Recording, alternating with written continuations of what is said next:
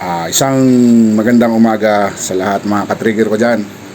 This morning mga ka-trigger, meron lang ako isang papakita mga trigger na isang bato.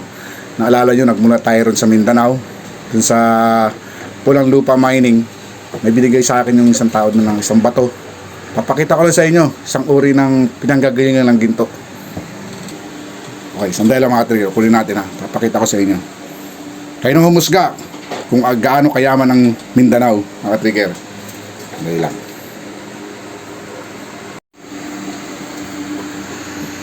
Ito mga trigger.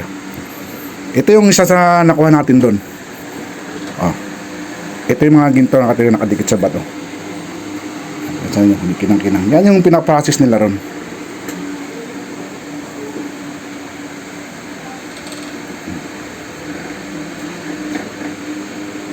So sa susunod na buwan siguro, bumalik tayo ron mga trigger. Talagang ipipicture natin kung paano nila nakukuha yung mga ginto sa pamamagitan lang nung pinakita ko sa inyo yung machine. Ito yung mga dinudurog nila. Ay mga trigger, yan ang sample. Kaya na humusga kung yan ay copper o ginto. Pero ang alam ko kasi copper or ano, mas marami kasi ng mga trigger, mga copper, mga buwibili ro, mga Koreano. Yan, ito ang mga binibili namin doon. Ito nilada, kinukuha nila doon. Yan ang bato.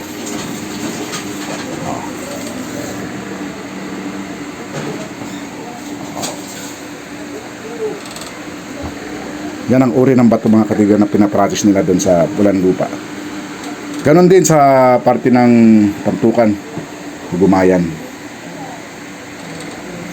Okay, diba? Prowas na lang. Shoutout muna kay Timoy sa Canada, mga sculptor at Snor family. Shoutout sa inyo. Mabuhay. Ayan mga trigger, balikan natin yung bato. Ayan.